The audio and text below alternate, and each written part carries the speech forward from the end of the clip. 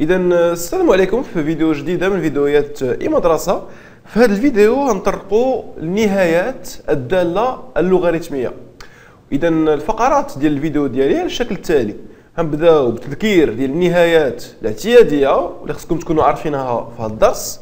بعد ذلك كنشوفوا بعض التطبيقات باش نمارسوا فيهم التقنيات وكذلك النهايات اللي غنشوفوهم في الفقره الاولى. اذا الفقره الاولى ديال النهايات الاعتياديه غنطرقوا فيها ل8 ديال النهايات اللي خصكم تكونوا كاملين عارفينها. 8 بحال عدد الخانات اللي عندنا في الجدول، الخانات اللي ليست باللون الازرق.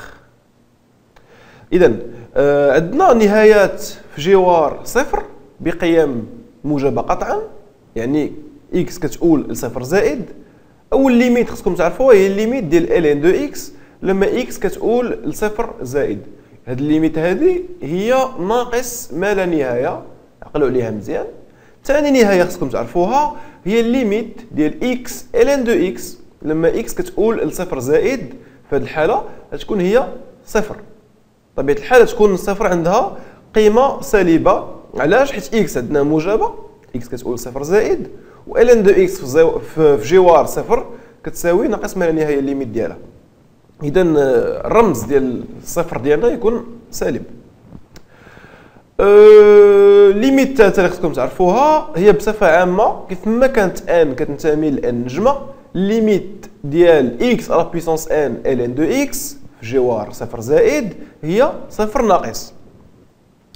نعقلوا مزيان على هذا العمود هذا، حتى الا عقلتوا على الليميت في صفر زائد سهل تعقلوا على الليميت في جوار زائد ما لا نهايه. علاش؟ حيت نقدروا دائما نكتبوا غرانت اكس هي 1 على اكس. لما اكس كتقول لصفر زائد فان غرانت اكس ليش كتقول زائد ما لا نهايه. والتقنيه هذه الا استعملناها دونك نقدروا نستنتجوا ان الليميت لما اكس كتقول زائد ما لا نهايه ديال ln دو اكس كتساوي زائد ما لا نهايه. علاش؟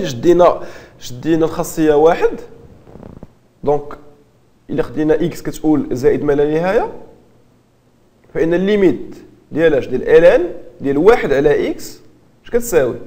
هي ناقص ما لا نهايه. متفقين؟ حيت في الحاله تما بوتيت اكس كتقول زائد ما لا نهايه، 1 على اكس كتقول لصفر. وفي هذه الحاله هذه احنا كنتواجدوا بخاصيه واحد. والا استعملت الخاصيه ديال ln يعني ان الليميت ديال 1 على يعني ان ln ديال 1 على اكس هي ناقص ln دو اكس، كنستنتجوا ان ناقص ليميت ديال اكس لما كتقول زائد ما لا نهايه ديال ln دو اكس هي ناقص ما لا نهايه.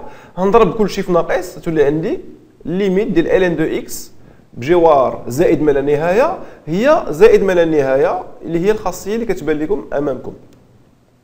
نفس التقنيه غنستعملوها انطلاقا من خاصيه جوج باش نحصلوا على ليميت ديال ln دو اكس على اكس كتساوي صفر في جوار زائد ما لا نهايه.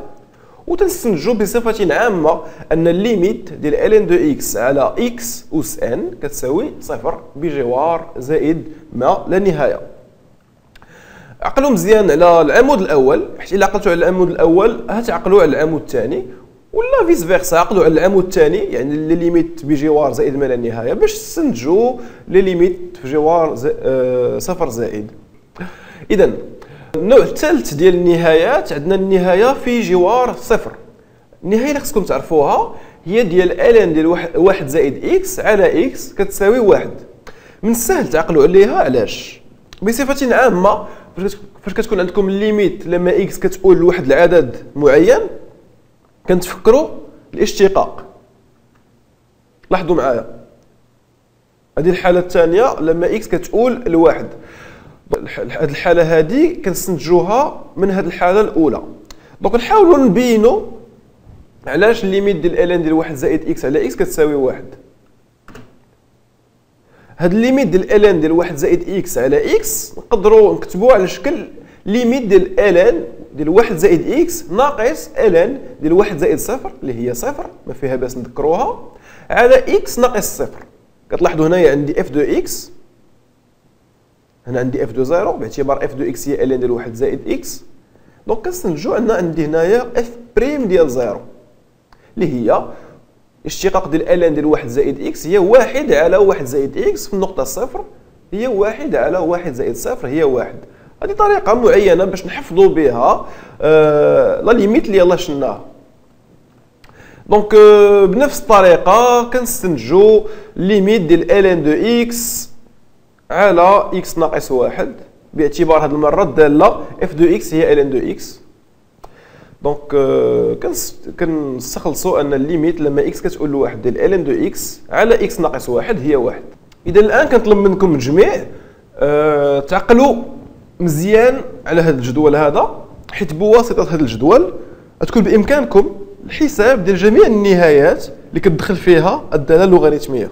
وركوا على قف، شوفوه مزيان، قيدوا كل نهايه على حده ونجاوبوا جميع على التطبيقات اللي غنشوفوها الان. اذا الان نحاولوا نحسبوا بعض النهايات من اجل ممارسه تقنيه حساب النهايات والقواعد اللي شفناها في الفقره السابقه. لذلك خدينا لكم 4 ديال النهايات. نطلب منكم اولا تاخذوا مهله زمنيه ديال ربع ساعه وركوا على قف، حاولوا تجاوبوا على هاد 4 ديال النهايات، وفاش تساليو نشوفوا جميع الجواب.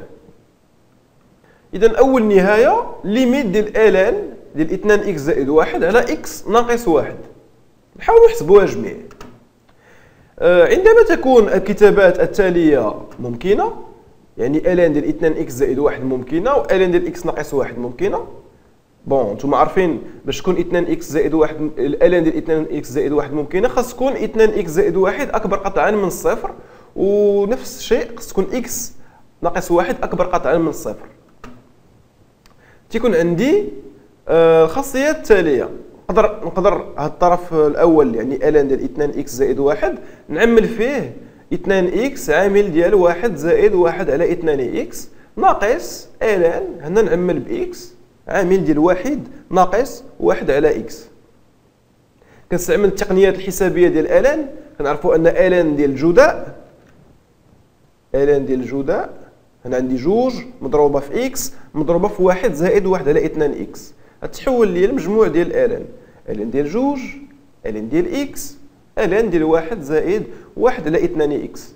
نفس القاعده كنطبق هنايا الان ديال اكس زائد الان ديال 1 ناقص 1 على اكس، الكل مضروب فيه ناقص. كنلاحظ بان نقدر نبسط و الان ديال اكس ناقص الان ديال اكس كتساوي صفر. غيبقى لي العباره التاليه الان ديال زوج زائد الان ديال 1 زائد 1 على 2 اكس ناقص الان ديال 1 ناقص 1 على اكس. طبيعه الحال كنستنتج بان هنايا عندي ليميت ديال الان ديال 1 زائد 1 على 2 اكس هي صفر لما اكس كتقول زائد ما لا نهايه، ونفس الشيء بالنسبه لليميت ديال الان ديال 1 ناقص 1 على اكس غتكون هي الان ديال 1 اللي هي صفر. كنستنتجوا اذا ان النهايه اللي تقلب عليها هي الان ديال 2. طبيعه الحال كاين طريقه اخرى نحسبوا بها هاد لا ليميت، هي بكون الداله الان داله متصله. كنلاحظوا بان الليميت ديال الكسر اللي عندي في داخل الان هو 2. اذا نقدر نقول ان الليميت اللي كنبحث عليها هي الان ديال 2. هذه طريقه ثانيه باش نحسبوها. اذا الان المثال الثاني الان ديال اكس مربع زائد 2 الان ديال اكس. لكل اكس اكبر قطعا من الصفر كنعرفوا ان الان ديال اكس مربع زائد 2 الان اكس كنستنتجها من المتطابقه الهامه الان ديال اكس زائد 1 الكل مربع ناقص 1. كنلاحظوا بان عندي الان ديال اكس ليميت تاعها لما اكس كتقول لصفر زائد هي ناقص ما لا نهايه. اذا هذا الطرف هذا كامل الى ترفع مربع يكون هو زائد ما لا نهايه، وبالتالي كنستخلص ان الليميت اللي كنبحث عليها هي زائد ما لا نهايه. مثال ثالث ليميت لما اكس كتقول صفر زائد ديال الان 1 زائد 2 اكس على اكس. قلت لكم قبيله فاش كتكون عندي الليميت لما اكس تيقول لواحد العدد معين كنفكر غالب الاحيان في الاشتقاق. دونك نتفكر الليميت الثالثه اللي دوينا عليها قبيله هي الليميت ديال الان 1 زائد اكس على اكس لما اكس كتقول لصفر اللي هي واحد.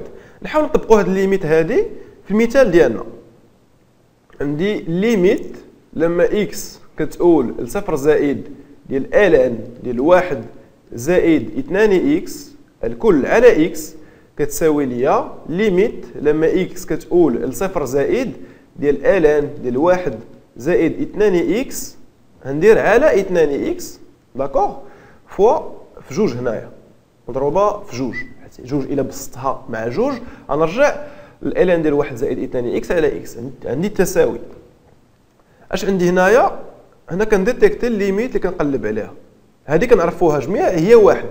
علاش؟ بوضع غرانت اكس هي 2 اكس. عندي غرانت اكس كتقول لصفر كنطبق الليميت ديالاش صفر ديال الان ديال واحد زائد اكس على اكس كتساوي واحد.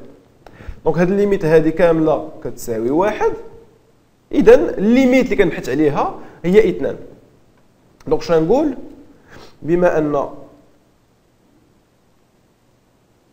ليميت لما اكس كتقول لصفر زائد ديال الان واحد زائد 2 اكس على 2 اكس كتساوي واحد، فإن الليميت اللي كنبحث عليها ديال الان واحد زائد 2 اكس على اكس كتساوي طبيعة الحال 2 اللي هو الجواب ديال النهاية الثالثة ديالي. إذا النهاية الرابعة ديالي ليميت لما اكس كتقول زائد ما لا نهاية ديال الان دو اكس ناقص اكس. دائما عندي شكل غير محدد. علاش؟ حيت الليميت ديال الان دو اكس زائد ما لا نهاية شحال كتساوي؟ هي زائد ما لا نهاية، وعندي هنا ناقص ما لا نهاية. ما نقدرش نحسب مباشرة النهاية ديالي. إذا هنلتجئ لبعض التقنيات اللي شفناها السنة الماضية. أول شيء نقدر نكتب بأن لكل اكس موجب قطعا نقدر نعمل باكس باش نحصل على الان دو اكس على اكس ناقص واحد. وهاد المرة هادي إلا بغيت ندخل بالليميت كنعرفوا جميع نحسبوا الليميت ديال الان دو اكس على اكس اللي هتساوي ليا صفر، وهنا عندي زائد ما لا نهاية، وهنا عندي ناقص واحد. دونك إذا إلا دخلت بالليميت كنستنتج بأن الليميت ديال الان دو اكس ناقص اكس هي ناقص ما لا نهاية، وبالتالي تنكون حسبت النهايات الأربع اللي عطيناكم في التطبيق. كنتمنى بأن هذا الفيديو نال الإعجاب تاعكم، في أمل اللقاء بكم في فرصة قادمة من فيديوهات مدرسة. شكرا.